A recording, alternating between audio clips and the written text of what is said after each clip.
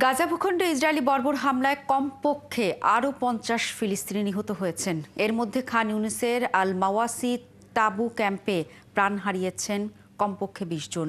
ফিলিস্তিনি civil defence জানিয়েছে, হামলায় বাস্তুচ্যুত পরিবারগুলো বেশ কয়েকটি তাঁবুতে আগুন লেগে যায়। যুদ্ধবিরতি উপেক্ষা করে একই দিন লেবাননেও হামলা চালিয়েছে ইসরায়েল। এদিকে সিরিয়াতেও আরও একটি গ্রাম দখলের দাবি করেছে বিদ্রোহীরা। সৃষ্টি ঘটকের প্রতিবেদন। ইসরায়েলি বোমা হামলায় বুধবার এমনই ভয়াবহ আগুন লেগে যায় গাজায় বাস্তুচ্যুত ফিলিস্তিনিদের শরণার্থী শিবিরের তাঁবুতে। খবর পেয়েই ছুটে যায় দমকল কর্মীরা, কিন্তু আগুন নিয়ন্ত্রণের আগেই পুড়ে ছাই হয়ে যায় বহু মানুষ। গাজার নিরাপদ অঞ্চল ঘোষিত আল মাওয়াসিতে এ বর্বর হামলা চালায় ইসরায়েল। গাজা ভিত্তিক আল আকসা টিভি জানিয়েছে, ইসরায়েলি সামরিক বাহিনী ভোররাতে উত্তর গাজা সিটিতেও তীব্র বোমা হামলা চালিয়েছে। সাবরা ও তাল আল হাওয়া এলাকাগুলো এই হামলার প্রধান লক্ষ্যবস্তু ছিল। এছাড়া বেইত লাহিয়া, জাবালিয়া ও মধ্যাঞ্চলের নুসাইরাত শরণার্থী শিবিরেও ইসরায়েলি বিমান হামলা এবং গোলাবর্ষণ হয়েছে। যুদ্ধাপরাধের অভিযোগে গ্রেপ্তারের আশঙ্কায় গাজা উপত্যকায় অভিযানে অংশ নেওয়া ইসরায়েলি প্রতিরক্ষা বাহিনীর প্রায় ৩০ জন সেনা ও কর্মকর্তাকে বিদেশ ভ্রমণ এড়িয়ে চলার পরামর্শ দেওয়া হয়েছে। একই দিন যুদ্ধবিরতি লঙ্ঘন করে লেবাননের দক্ষিণাঞ্চলেও আবারও হামলা চালায় ইসরায়েল। ইসরায়েলি সেনারা জানিয়েছে, এদিন মাজদাল জোন এলাকায় হিজবুল্লাহর অবস্থান লক্ষ্য করে এই হামলা চালানো হয়। এদিকে সিরিয়ার বাশার আল আসাদ সরকারের বাহিনীর সঙ্গে লড়াইয়ে বিজয় ঘোষণা করে তেল রিফাত নামের শহর দখলের দাবি করেছে দেশটির বিদ্রোহীরা। এ ঘোষণার পর সেখান থেকে বাস্তুচ্যুতরা বাড়ি ফিরে যেতে শুরু করেছেন। সৃষ্টি ঘটক, ৭১। ফিলিস্তিনের অধিকৃত পশ্চিম তীরের তুবাস শহরের তুর্কি হাসপাতালে অভিযান চালিয়েছে ইসরায়েলি সেনারা। এ সময় হাসপাতালের কর্মীদের গ্রেফতার, রোগীদের ভয়ভীতি প্রদর্শন এবং হাসপাতালের বিভিন্ন অংশে ক্ষয়ক্ষতি হয়েছে। প্রত্যক্ষদর্শীরা বলছে, হাসপাতালের করিডোরে সরাসরি গুলি এবং শব্দবোমা ব্যবহার করায় রোগী ও কর্মীরা আতঙ্কিত হয়ে পড়েন। এ সময় হাসপাতালের বিভিন্ন অংশ অর্থাৎ জানালা ভেঙে ফেলা, দরজা ক্ষতিগ্রস্ত করা এবং রিসেপশনে ভাঙচুর চালায় ইসরায়েলি সেনারা। এছাড়া তুবাস তুর্কি হাসপাতালের জরুরি বিভাগের প্রধান ডাক্তার মাহমুদ গন্নাম এবং হাসপাতালের সাধারণ পরিচালক সহ ৫ জন চিকিৎসা কর্মীকে সাময়িকভাবে আটক করে তারা। এর আগে পশ্চিম তীরের আকাবা গ্রামে ইসরায়েলি ড্রোন হামলায় ২ জন নিহত হয়েছেন। নিহত ও আহতদের ওই হাসপাতালে নেওয়া হলেও সেখানে ঢুকে মৃতদেহ নিয়ে গেছে ইসরায়েলি বাহিনী। একই সাথে গ্রেফতার করে আহত ব্যক্তিদের।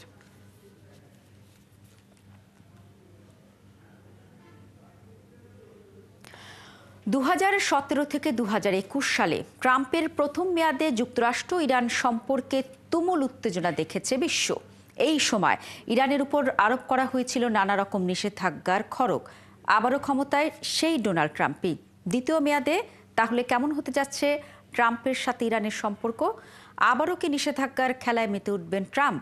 ইরানের সম্ভাব্য কৌশলী বা কী হতে পারে? বিস্তারিত জানাচ্ছেন মনিরুজ্জামান বাবু।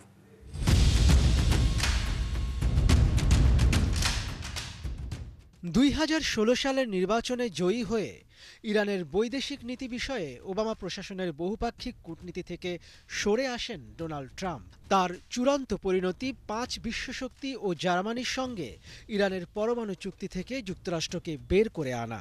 ২০১৮ সালের মে মাসে joint comprehensive plan of action নামের সেই চুক্তি থেকে যুক্তরাষ্ট্রকে প্রত্যাহার করে নেন ট্রাম্প। চুক্তি থেকে সরে এসে ইরানের ওপর সর্বোচ্চ চাপের অংশ হিসেবে পুনরায় অর্থনৈতিক নিষেধাজ্ঞা আরোপ করেন ডোনাল্ড ট্রাম্প।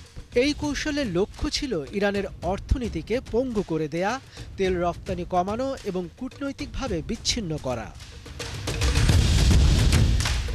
মূলত এই নিষেধাজ্ঞা ইরানের অর্থনীতিকে মারাত্মকভাবে প্রভাবিত করলেও আবারও পারমাণবিক অস্ত্র নির্মাণে ইউরেনিয়াম সমৃদ্ধকরণ শুরু করে ইরান। ট্রাম্প ক্ষমতায় ফিরে আসার সঙ্গে সঙ্গে আবারও তিনি ইরানের ওপর একই ধরনের নিষেধাজ্ঞা আরোপ করতে পারেন বলেই মনে করছেন বিশ্লেষকরা। ইরানের ব্যালিস্টিক ক্ষেপণাস্ত্র পরীক্ষা দীর্ঘদিন ধরে যুক্তরাষ্ট্র এবং তার আঞ্চলিক মিত্র উভয়ের জন্যই উদ্বেগের কারণ হয়ে দাঁড়িয়েছে। নতুন করে চাপের মুখে ইরান তার প্রতিরক্ষা ও ক্ষেপণাস্ত্র উন্নয়ন খাতে কঠোর নিষেধাজ্ঞার সম্মুখীন হতে পারে। লেবাননে হিজবুল্লাহর প্রতি ইরানের সমর্থন থেকে শুরু করে ইয়েমেনে হুথিদের সমর্থন সবসময় ছিল বিতর্কের মূল বিষয়। পুনরায় কঠোর নিষেধাজ্ঞা আরোপ করলে এই গোষ্ঠীগুলোকে অর্থায়নে চ্যালেঞ্জের মুখে পড়তে পারে ইরান, যা এই অঞ্চলে কৌশলগত সমীকরণ পাল্টে দিতে পারে। তবে পথ খোলা আছে তেহরানের জন্য। বিশ্লেষকরা বলছেন, রাজনৈতিকভাবে ইরান মার্কিন চাপ মোকাবেলায় চীন এবং রাশিয়ার মতো বৈশ্বিক শক্তিগুলোর সঙ্গে ঘনিষ্ঠতা বাড়াতে পারে। মনিরুজ্জামান বাবু, ৭১। যুক্তরাষ্ট্রের প্রতিরক্ষামন্ত্রী হিসেবে বিতর্কিত পিট হেগসেথকে সরিয়ে তার জায়গায় ফ্লোরিডার গভর্নর ও এক সময়ের প্রতিদ্বন্দ্বী রন ডিসেন্টিসকে নিয়োগ দেওয়ার কথা বিবেচনা করছেন নবনির্বাচিত মার্কিন president Donald Trump. The Wall Street জার্নালকে এ তথ্য জানিয়েছেন তিনি। প্রতিবেদনে বলা হয়েছে, প্রতিরক্ষামন্ত্রীর পদপ্রার্থীর সংক্ষিপ্ত তালিকায় আগে থেকেই ছিলেন ডিসেন্টিস। তিনি মার্কিন নৌবাহিনীর সাবেক বিচারক, অ্যাডভোকেট জেনারেল। তবে তাকে রেখে পিট হেগসেথকে প্রতিরক্ষামন্ত্রী হিসেবে বেছে নেন ট্রাম্প। এবার সেই পিট হেগসেথকে সরিয়ে দেওয়ার চিন্তা করছেন যুক্তরাষ্ট্রের ৪৭তম প্রেসিডেন্ট। কারণ সাবেক সেনা কর্মকর্তা ও ফক্স নিউজের উপস্থাপক পিট হেগসেথের বিরুদ্ধে সম্প্রতি যৌন হয়রানির অভিযোগ তুলেন এক নারী। এছাড়া তার বিরুদ্ধে আর্থিক অব্যবস্থাপনার অভিযোগ রয়েছে। একই সাথে অন্তত ৬ জন রিপাবলিকান সিনেটর হেগসেথকে পেন্টাগনের শীর্ষ পদ নিশ্চিত করার বিষয়ে আপত্তি জানিয়েছেন।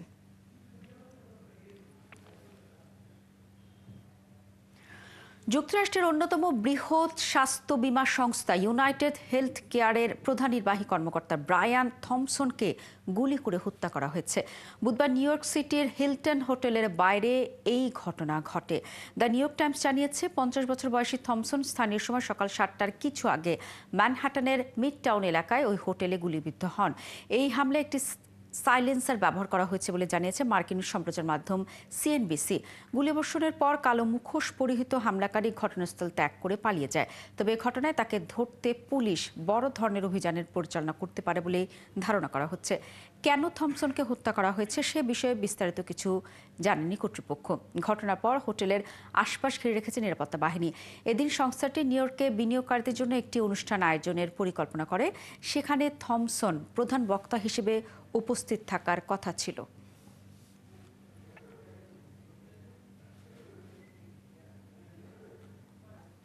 সামরিক আইন জারির ঘোষণা এবং চাপের মুখে তা প্রত্যাহারের পর দক্ষিণ কোরিয়ার প্রেসিডেন্ট ইয়ন সুক ইউল এবার পার্লামেন্টে অভিশংসনের মুখে পড়েছেন। আইন প্রণেতারা বুধবার তার বিরুদ্ধে বিল এনে প্রক্রিয়া শুরু করেছেন। ৬টি বিরোধী দল আগে প্রেসিডেন্টকে অভিশংসন করতে একটি প্রস্তাব জমা দেয়। এরপর তার এই প্রস্তাব বৃহস্পতিবার পার্লামেন্টের প্লেনারি সেশনে উপস্থাপন করার পরিকল্পনা করেছে। নিয়ম অনুযায়ী এই প্রস্তাবের উপর ভোট হতে হবে ৭২ ঘন্টার মধ্যেই। সেই হিসেবে অভিশংসন ভোট হতে পারে শুক্র কিংবা শনিবার। তবে প্রেসিডেন্টের রাজনৈতিক দল এই পদক্ষেপের বিরোধিতা করার ঘোষণা দেওয়ায় প্রক্রিয়াটি ফলপ্রসূ হওয়া নিয়ে সংশয় দেখা দিয়েছে।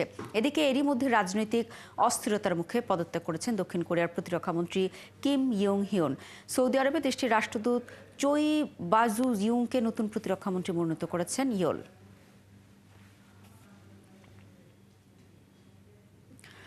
দক্ষিণ কোরিয়ার প্রেসিডেন্ট ইয়ন সুক ইয়োলের আকস্মিক সামরিক আইন জারির ঘোষণায় হতবিহ্বল হয়ে পড়েছেন দেশটির মানুষ।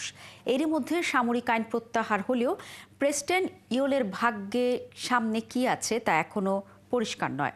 কারণ দেশটির আইন প্রণেতাদের মাধ্যমে অভিশংসনের শিকার হলে ক্ষমতা এমনকি দল থেকেও বহিষ্কারের সম্ভাবনা রয়েছে ইয়োলের। আরও জানাচ্ছেন ঋতু সাহা।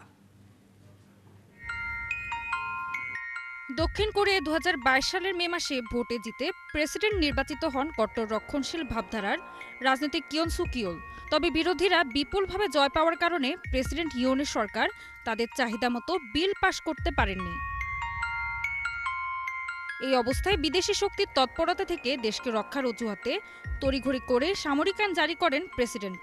তবে দ্রুতই তা পরিষ্কার হয়ে ওঠে বাইরের কোনো হুমকিতে নয়, বরং নিজস্ব রাজনৈতিক ঝামেলার জেরে এই সিদ্ধান্ত নেন ইয়ন সুক।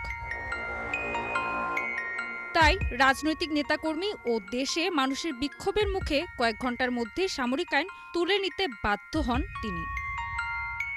বিশ্লেষকরা বলছেন, ইয়নের সামরিক আইন জারির ঘোষণা দৃশ্যত আইন বহির্ভূত ও রাজনৈতিক ভুল উভয়। এটি দক্ষিণ কোরিয়ার অর্থনীতি ও নিরাপত্তার জন্য একটি অপ্রয়োজনীয় হুমকিও। এই পরিস্থিতিতে দক্ষিণ কোরিয়ার সামনে কি ঘটতে পারে বা প্রেসিডেন্ট ইয়নের জন্য সামনে কি অপেক্ষা করছে তা স্পষ্ট নয়। তবে সংবাদ মাধ্যমের খবরে জানা গেছে আইন প্রণেতারা তাকে অভিশংসনে পদক্ষেপ নেওয়ার দিকে এগোচ্ছেন। দেশটিতে প্রেসিডেন্টকে অভিশংসিত করতে হলে এ সংক্রান্ত প্রস্তাবে ন্যাশনাল অ্যাসেম্বলির ৩০০ সদস্যের মধ্যে অন্তত ২০১ জনকে পক্ষে ভোট দিতে হয়। প্রস্তাব পাশ হলে সাংবিধানিক আদালতে একটি বিচার কাজ অনুষ্ঠিত হবে। ৯ সদস্যের এই কাউন্সিল বা সাংবিধানিক আদালত সরকারের বিভিন্ন শাখার উপর নজরদারি করে থাকে। এই প্রক্রিয়ায় কাউন্সিলের ৬ জন সদস্য অভিশংসন প্রস্তাবের পক্ষে ভোট দিলে দায়িত্ব থেকে অপসারিত হবেন প্রেসিডেন্ট। এমন হলে ২০১৬ সালের পর দক্ষিণ কোরিয়ায় কোনো প্রেসিডেন্ট অভিশংসিত হওয়ার প্রথম ঘটনা হবে এটি। এছাড়া সবশেষে সম্ভাব্য অভিশংসন ও এর ধারাবাহিকতায় এমনকি নিজের দল থেকেই বহিষ্কারের শিকার হতে পারেন ইয়ন সুক।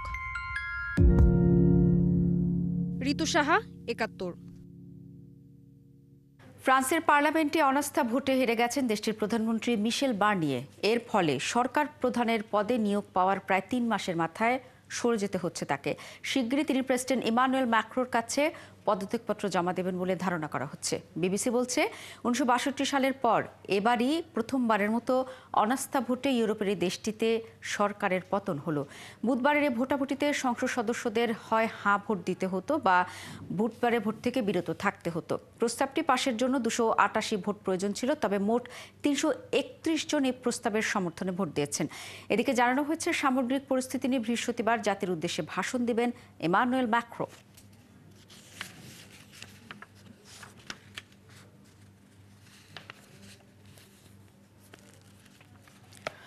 ভিয়েতনামের দক্ষিণাঞ্চলে প্রশিক্ষণ চলাকালে একটি বড় দুর্ঘটনা ঘটেছে এবং সেখানে একটি বিস্ফোরণ ঘটে। সেই বিস্ফোরণে ১২ জন সেনা মারা গেছে এবং ভিয়েতনামের যে রাষ্ট্রীয় গণমাধ্যম তারা এই খবর নিশ্চিত করেছে। ভিয়েতনামের ডং নাই প্রদেশের ৭ম সামরিক অঞ্চলে সামরিক একটি শুটিং রেঞ্জে বিস্ফোরণটি ঘটে।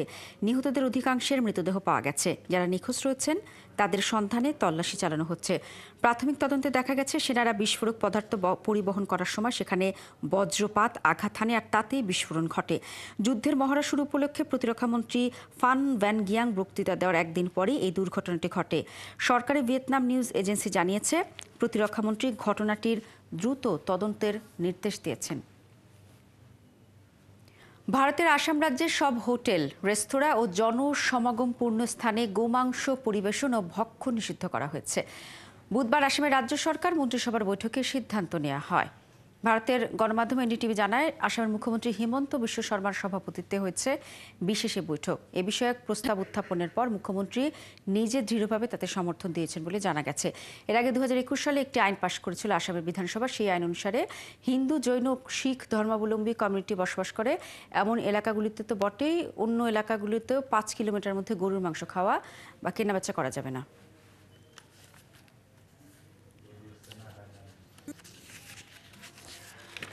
আফ্রিকার দক্ষিণ পশ্চিমাঞ্চলের দেশ কঙ্গোয় অজ্ঞাতে রোগে অন্তত ৭৯ জনের মৃত্যু হয়েছে। তাদের জ্বর, সর্দি, কাশি, শ্বাসকষ্ট ও মাথা ব্যথার মতো উপসর্গ ছিল বলে জানিয়েছে দেশটির স্বাস্থ্য মন্ত্রণালয়। তবে মারা যাওয়া এসব ব্যক্তিরা কোনো ভাইরাসের সংক্রমিত কিংবা রোগে আক্রান্ত ছিলেন কিনা তা বলতে পারছে না কঙ্গো সরকার। দেশটির স্বাস্থ্য মন্ত্রণালয় বলেছে, মারা যাওয়া ব্যক্তিদের বেশিরভাগের বয়স ১৫ থেকে ১৮ বছরের মধ্যে।